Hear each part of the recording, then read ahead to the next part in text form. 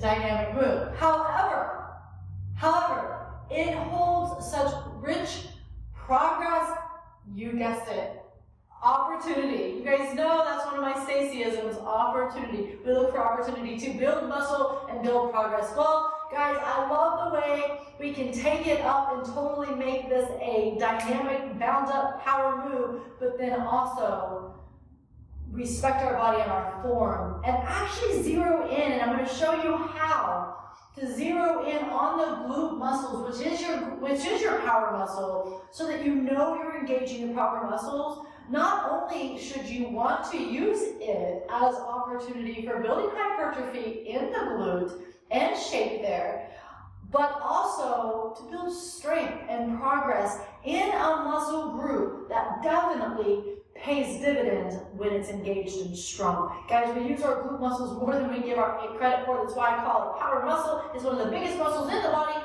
and when it's not engaged and functioning properly, you could end up, even athletes who are very easily able to mind muscle move quickly, we can tend to not always recruit the proper muscles to pull a move off, especially if it's new. So I think learning how to identify, is that muscle tightening and engaging, is absolutely worth a little bit of time to focus on, so that when you go to do the move, you know you're being powerful, you're keeping your power while building your strength, which is one of our taglines here at H45.CLUB. We get our power back and we do not lose it, and we do that often by keeping our form throughout a move. Guys, let's just get into it, okay? So on the donkey kick, can I go ahead and just show you the dynamic power-up move? Now this to me is contraindicated, and by that I mean the risk could outweigh the benefit depending on if you're able to keep form. It's very dynamic. It's a movement where if you were kicking your legs up and you do not have your core and your low back in tight,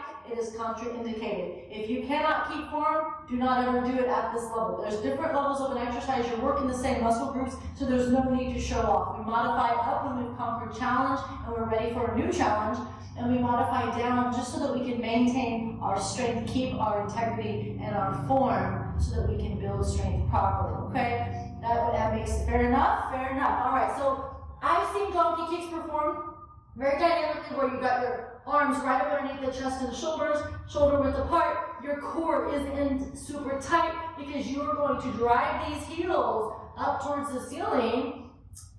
And here, let's just bring it. Boom, boom, okay? Very dynamic move.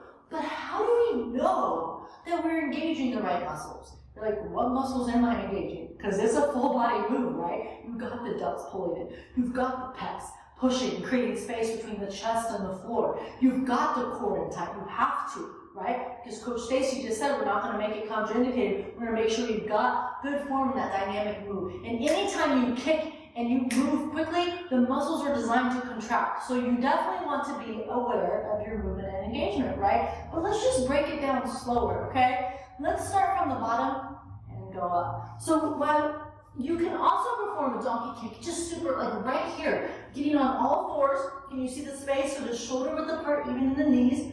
Hands shoulder width apart, right below the shoulders, not out in front. And the core, you're going to take those hips and you're going to roll them in towards your belly button. Why? Because we don't want the back to arch. When you arch your back in exercise, you lose your power. And when you're arched, you eliminate the ability of your core to give you strength. And it also eliminates those hips and their ability to remain engaged to help you. So when we're here, never arch. You're going to roll the core in tight towards your belly, which strengthens, which automatically flattens the back out. There's no more arch there, right? Your neck, don't tuck it, keep it neutral. And then at a 90-degree bend at the knee, right here, okay? You're going to tighten your glute, and that's what brings the leg up. In fact, what we want to be aware of here to make sure that you're engaging the right muscle, because that was what our objective was, is how do you know that you're engaging the glute? Well, think of the glute as the ability to stop the leg from going up higher. You're not looking at driving the heel totally up towards the ceiling to where it compromises your form. If you're here, it's wrong probably, okay? Because you don't need to go that high. Here, let your glute intentionally stop you, because it's your glute that's tightening that leg to drive the heel up, okay? There you go. Another thing that I would be aware of is just make sure that you're not kicking up so high that it's turning the hip out. We don't want to abduct the hip to where it ends up having where the hips are not facing the floor. You want both of your hips facing the floor. Your neck is neutral. You're pushing through that chest to create that space. The core is rolled in to protect the back and the core and to keep your power. The glute is what is raising the leg and driving the heel. Your knee is at that 90-degree bend, and that you should be able to feel the engagement here and know that you're doing it correctly. Then, if you want to take it up, we can start adding intensity.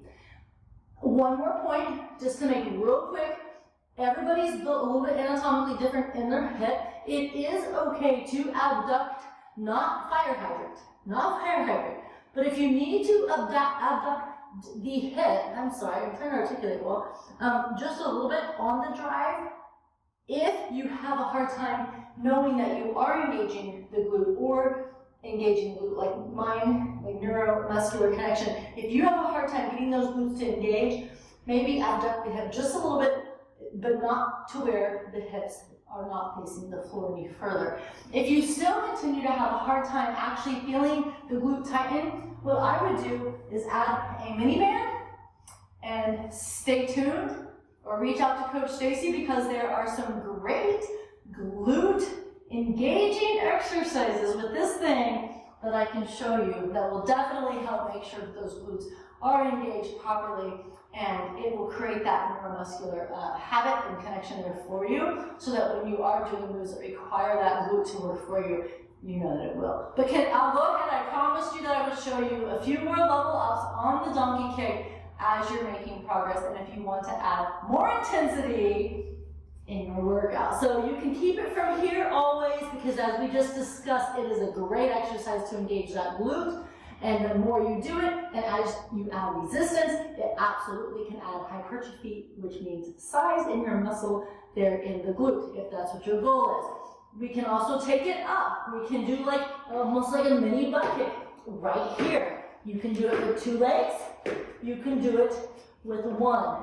But make sure you still feel those muscles engaging, because it's not just about all-out intensity. It's about progress and taking the right action that drives results so that you get to your goals. And I don't know about you, but progress is really motivating and definitely keeps you engaged to keep tracking towards those goals. Guys, we always try to keep it fun. I hope this was helpful in helping you know how to actually get your glutes to engage properly when you're doing a donkey kick. It is such an amazing move, and I wanted to just cover that real quick to help you keep your power while you're building your strength. Guys, if you need help, reach out. Our website is H45.CLUB, and that's right, we are getting your power back. Woo!